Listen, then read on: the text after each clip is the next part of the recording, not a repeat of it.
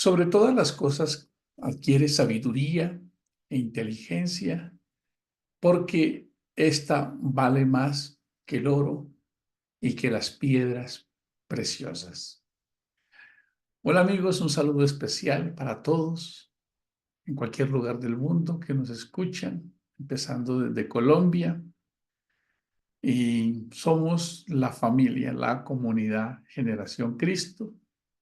Con ese calificativo nos queremos dar a conocer y programar para que eso que decimos no sea un discurso, sino que gradualmente todos los que se vayan sumando a esta filosofía tengamos esa identidad de ver a cada uno de los miembros de esta comunidad como parte de sí. De hecho, así funciona la fisiología de nuestro ser, que está conformado por células que se relacionan de manera inteligente y se comunican creando sinapsis para nuestro bien. Asimismo, los seres humanos debemos desarrollar esa comunidad haciendo sinapsis social y espiritual, comprendiéndonos, comunicándonos, sosteniéndonos y alimentando ese cuerpo maravilloso que para nuestro caso es Dios. Somos como células. Cada uno de nosotros es una célula de Dios. Así que seguimos en el proceso de entender las instrucciones que nos da este libro maravilloso para que nosotros aprendamos a vivir. Este libro de Proverbios es un libro que tiene demasiada sabiduría, tiene demasiada ciencia, tiene demasiada vigencia, me parece increíble, porque en esta época, en los últimos años, se habla que el talento, que en su época era una unidad de medida, recuerdan que se hablaba de talentos, eh, el talento se convirtió en un rasgo, en una característica humana, ser talentoso. ¿Vale? Entonces, la nueva moneda transaccional de esta generación es el talento. Por eso vemos que se ha convertido en esta época, por ejemplo, el fútbol, dos copas, la europea y la de América, y me preguntaba, ¿cómo se puede producir así, con dos copas a la vez? Entonces, los talentos afloran. Ahí vemos unos talentos impresionantes en las personas, en los deportes, en diferentes áreas. Hoy en día, si ustedes hacen un análisis, todo el que sobresale es porque deja ver su talento. Entonces, los que están en el arte de la culinaria son talentosos. Los que hacen marketing es porque son talentosos, porque saben. Entonces, el talento se ha convertido en la nueva divisa de esta generación. Talentosos en ventas, talentosos en liderar, talentosos en gestionar. El talento se ha convertido en la nueva divisa transaccional de esta generación. Nos compran por eso, compran porque somos talentosos. Incluso algo sencillo, uno le puede decir a una persona que le ayude en la casa, por ejemplo, a alguien, los que lo pueden hacer. Y si ella es talentosa en la cocina, sabe hacer sus buenos platos, la van a querer, y si no, seguramente no va a estar, porque el talento es esa capacidad de enriquecer lo que hacemos. Pues Proverbios es un libro que pareciese encargado de eso, porque aquí nos está hablando de talentos en la inteligencia social, aprender a relacionarnos, aprender a comunicarnos, aprender a convivir con nuestras emociones, con nuestros miedos, cómo gestionamos el día a día, pues porque todos vamos a seguir teniendo ese tipo de emociones que nos asaltan en cualquier momento, por una noticia, por una reacción. por algo que te llegó, por algo que escuchaste, por algo que pensaste en algún momento, a veces hasta sin razón. Nos atrapa un círculo, un bucle y terminamos y hasta somos conscientes y decimos, pero ¿por qué estoy pensando en eso? Porque uno de los talentos más valiosos de esta generación es saber conducirnos. Sí, es saber ser, es saber mm, manejar nuestro ego, nuestros miedos. El ego se manifiesta de dos maneras para que lo tomen como nota. El ego se manifiesta por autopromoción, por yo puedo, yo sé, yo aprendí, yo hago.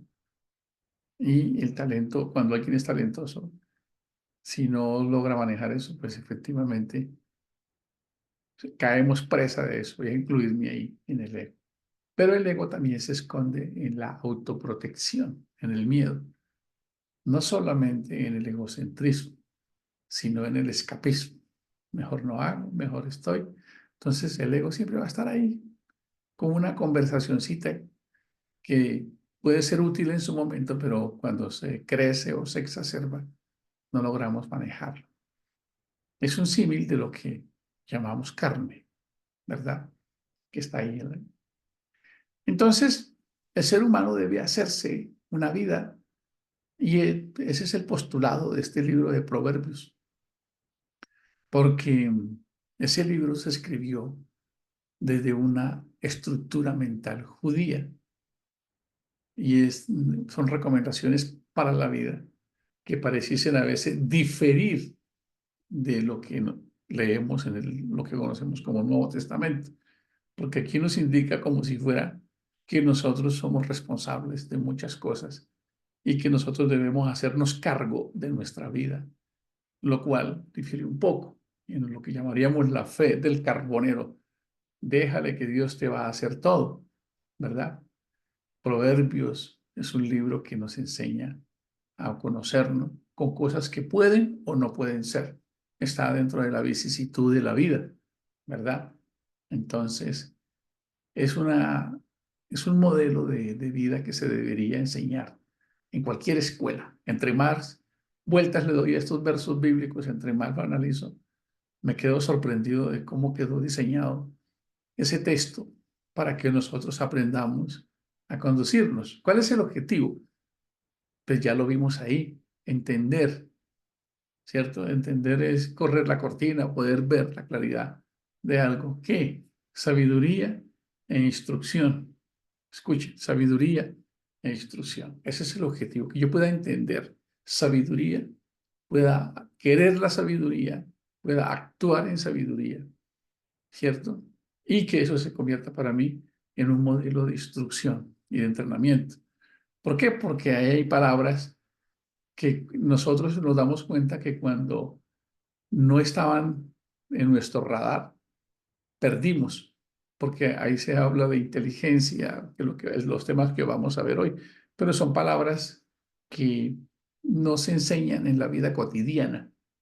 Pareciese ser que es como muy desafiante para el sistema enseñar este tipo de palabras. Entonces, pues, que trabajemos en equipo, que la comunicación asertiva, que debemos aprender muchas cosas que tienen que ver con la resiliencia, con el liderazgo, pero aquí habla de cosas que sí que las necesitaríamos los que en algún momento gerenciáramos una empresa, dirigiéramos una institución, que son razones prudentes a la hora de tomar decisión en un negocio, ¿cierto?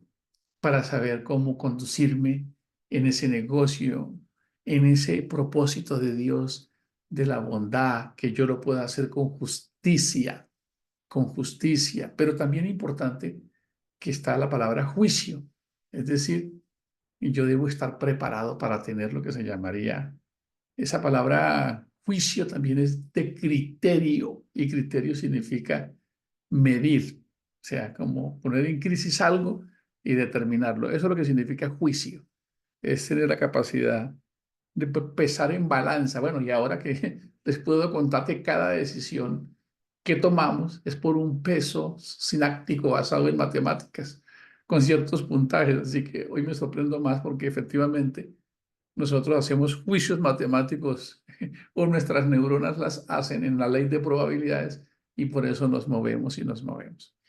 Pero también coloca palabras como equidad.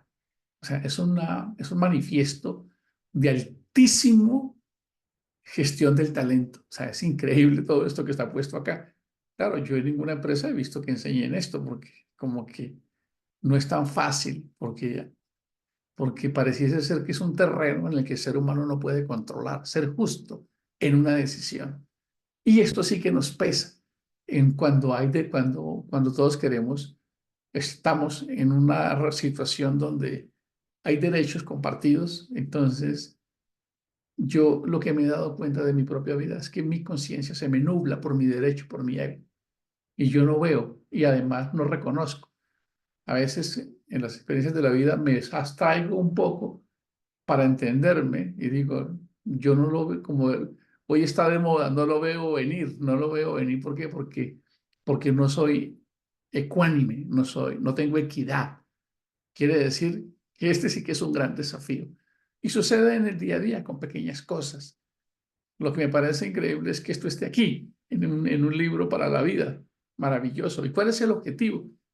Pues que la carta está dirigida a los hijos, a las personas. Salomón está escribiendo, él se identifica como el hijo de David, el rey, ¿cierto? Pero ya ustedes saben que Salomón, por allá dice que escribió más de 3.000 proverbios, que está considerado como uno de los hombres más sabios y ricos del mundo.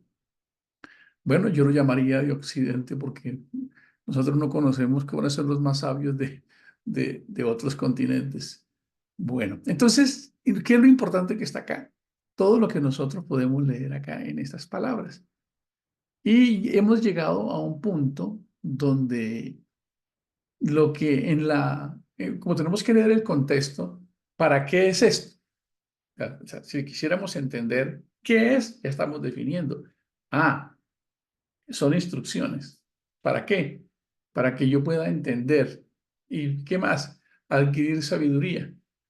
¿Para qué? Para que me comporte de la manera correcta. Pero ahí nos falta algo. Y eso en qué va enfocado a resolver o qué es lo que quiere minimizar. Y desde la perspectiva en que se escribió esto, está en mi inclinación al mal, en mi yeser hará, en mi errar al blanco. Es decir, en que no se me vayan las luces, en que, como decimos por aquí en la América Latina, metió las patas o se equivocó o defraudó o fracasó. ¿Desde dónde? Desde la fuente mía de no caer reducido ante la tentación que hay dentro de mi inclinación a fallar, no simplemente por intención o conciencia, sino por la definición de pecado, porque soy novato, porque soy inexperto. Casi que debemos decir a las personas, ojalá podamos sobrevivir a los errores porque es inevitable, porque el error es la base del aprendizaje. Nosotros, nuestras neuronas y todo nuestro sistema del ser aprende a base del error y nosotros vamos aprendiendo desde el error. Por eso si nuestros hijos hoy no quieren arriesgarse y estar ahí, bueno, no solamente nuestros hijos, casi toda esta generación no quiere arriesgarse a casarse porque consideran que es un gran desafío, más con lo que han visto en seguro en el hogar. Tener hijos no es otro riesgo muy tremendo. Y emprender, no, que emprender, quizás eso va a ser muy, muy miedoso, muy arriesgoso. Entonces, cuando nos cohibimos de lanzarnos allá al fragor de esas decisiones que tomamos, ahí se necesitan agallas, se necesita sagacidad, se necesitan muchas cosas y esta sociedad está en una decadencia, en una sociedad que no sabemos hasta dónde vaya a llegar, porque ya incluso las escalas de valores se han venido alterando. Entonces hoy hay jóvenes que no quieren tener hijos, sino una mascota, ¿cierto? Obviamente eso va causando un peso que si una persona tuviese que decidir en qué invierte para ayudar, es capaz de decidir de invertir en mascotas que en personas. ¿Cómo les parece? Y uno diría, pero ambos tienen derechos, pero todo tiene una ley delante de Dios y siempre serán primero las personas. Claro que entraríamos en una conversación de yo no pienso, yo no creo, pero tendríamos que centrarnos en la escritura de acuerdo a lo que Dios nos instruyó. Entonces, ¿qué viene acá? Vienen unas palabras que hemos venido como queriendo entender muy bien, porque estos temas los vimos hace tal vez 2 años, ¿no? Pero pasamos muy por encima. Ahora tenemos más luz para entender por qué quedaron escritas acá y para qué es. Ahora ya sabemos que es justamente para regularnos, para conducirnos a nosotros mismos, para colocarnos un indicador de ruta que nos permita dirigirnos en el día a día. Entonces, hoy nos vamos a enfocar en las tres palabritas que ayer logramos definir un poco cuando dice, ¿y para qué es el juicio? ¿Para qué es la equidad? ¿Para qué es todo esto? ¿Para qué es la prudencia? Para dotar, escuche, para dotar, para enfrentarnos a los desafíos. O sea, se necesita un toque de sagacidad. Dice, para dar sagacidad a los simples. Y aunque la palabra sagacidad pareciese tener un matiz un poco oscuro, porque uy, sagaz suena como vivo, como atrevido, pues hasta el mismo Jesús fue sagaz en algunas respuestas cuando le respondían.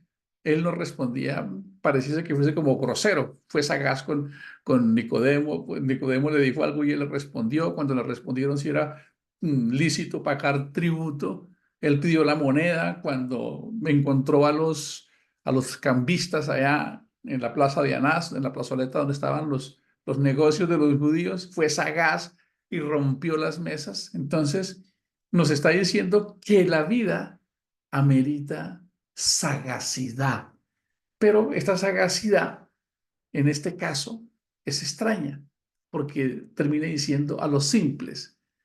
Y es una palabra que es curiosa. Es una forma de ofender a alguien, pero pasito, ¿cierto? Perdónenme, voy a colocar como para que lo podamos entender, como si yo le dijera a alguien cabeza hueca, tonto, estúpido. Entonces, a ese tipo de personas es lo que se llama aquí simples.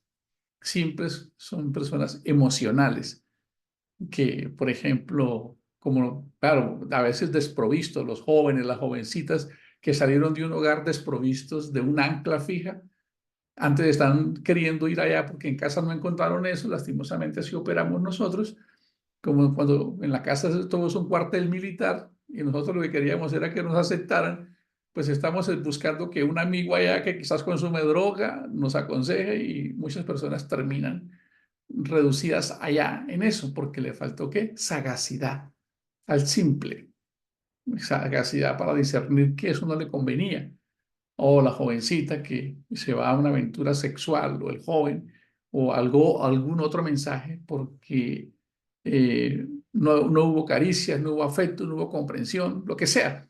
O lo hubo, no siempre es el mismo patrón, pero no tiene la sagacidad, o sea, es simple.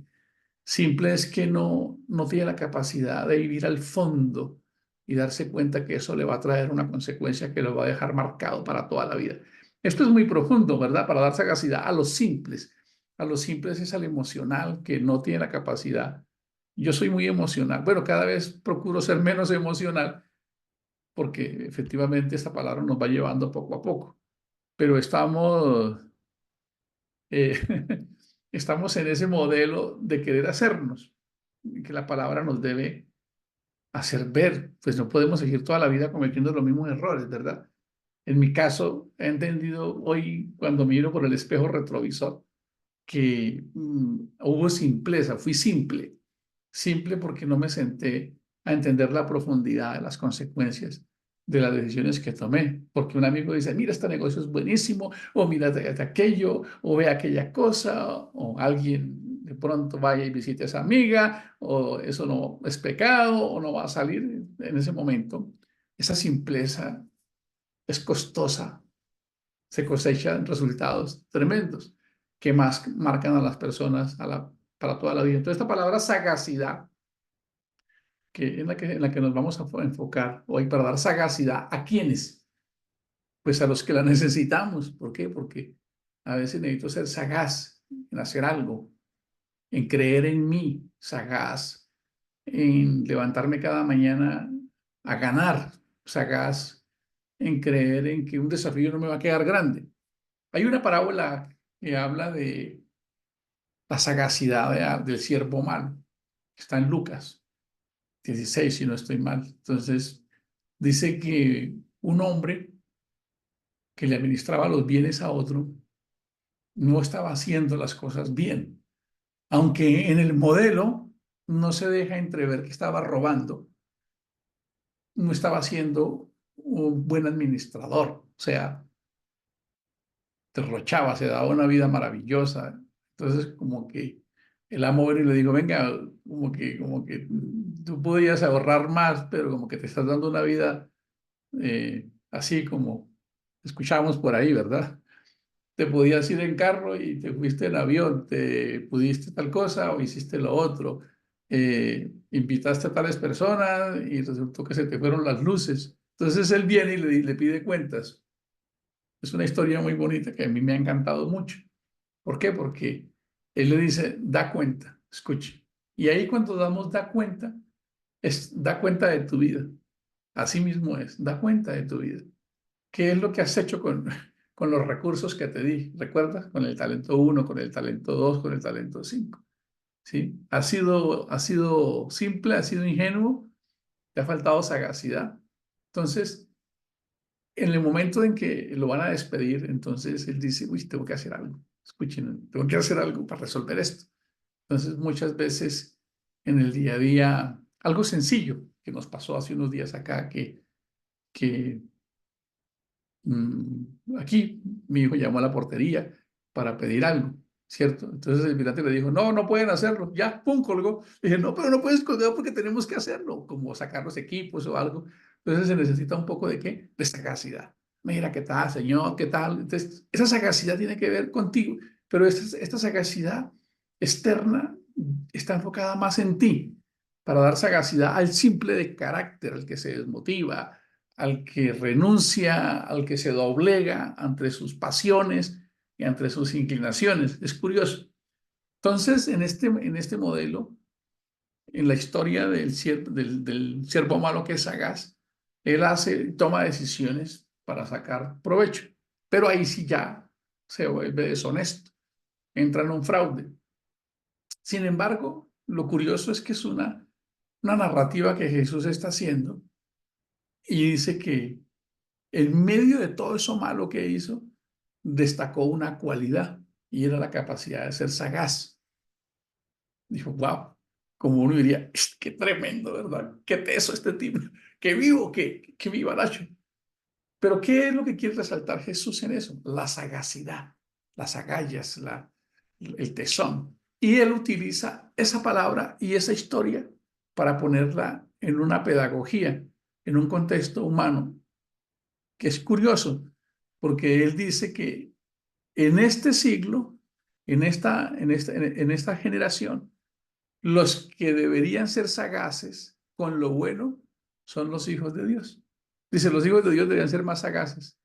Hay personas hablando de liderazgo, de transformación, de sueños, hablando de cosas y hablando de conquistar el mundo, pero los hijos míos se dejaron apocar. Es como lo dice, son más sagaces. Estuve leyendo varias versiones y dicen, son más sagaces en sus tratos con los semejantes, son más sagaces en los negocios.